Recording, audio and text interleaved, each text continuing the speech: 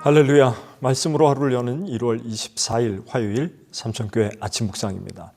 오늘 말씀은 출애굽기 15장 25절 상반절 말씀입니다.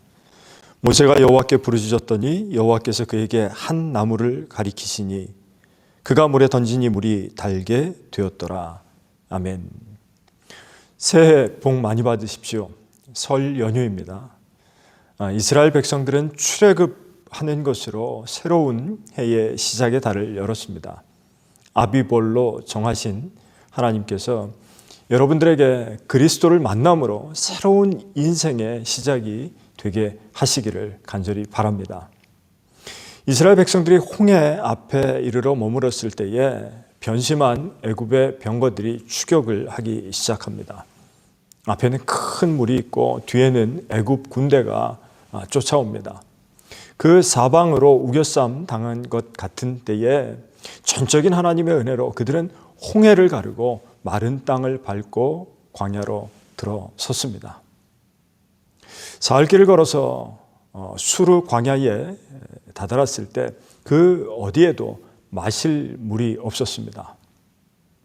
히브리인들이 애굽에서 노예로 살았던 곳은 고센 지역입니다.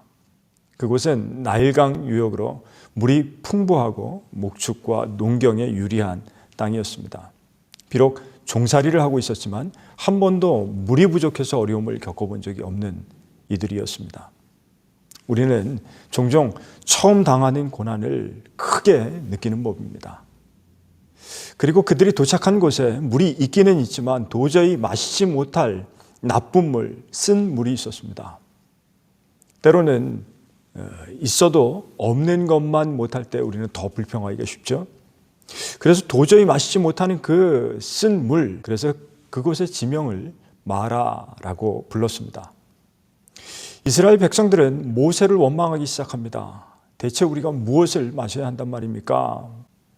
사실 이 마라의 쓴물을 만나기 전에 있는 15장 서두에는 기적적으로 홍해를 가르고 나온 것을 하나님께 감사하면서 모세의 찬송시 그리고 모세의 누이 미리암의 찬송시를 연이어 소개하고 있습니다.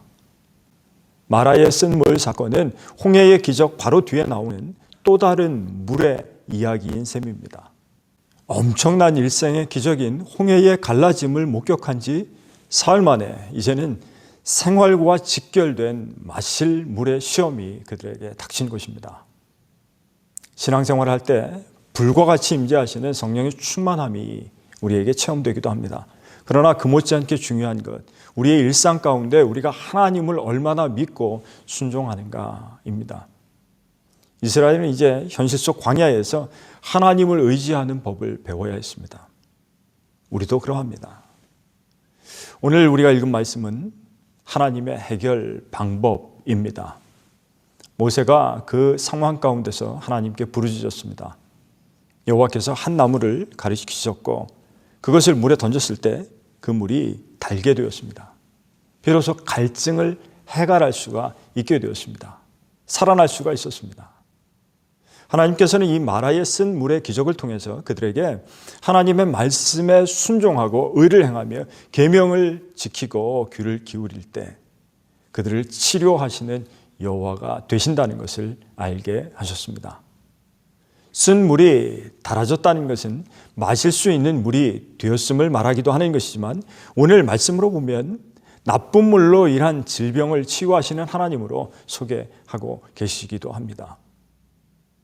훗날 교부들의 해설을 보면 이 마라의 쓴물을 달게 만든 하나님이 가리키신 그 나무를 예수 그리스도의 십자가로 상징한다고 생각하기도 합니다. 그렇습니다. 예수 그리스도만이 우리의 쓴물을 단물로 치유하시는 주님입니다.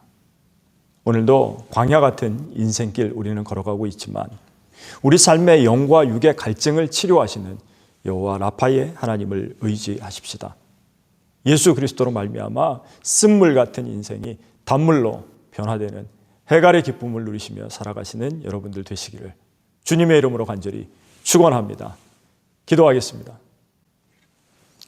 능력의 하나님, 우리의 삶에 경험해 보지 못한 마라와 같은 쓴물의 어려움이 있습니다. 마셔도 더욱 죽을 수밖에 없는 영적인 갈증도 있습니다. 오늘 그리스도의 십자가로 단물로 바뀌는 기쁨을 느끼게 하옵소서. 또한 광야 같은 세상에서 여호와 라파의 하나님만 의지하며 살아가게 하옵소서. 우리 주 예수 그리스도의 이름으로 간절히 기도드리옵나이다. 아멘.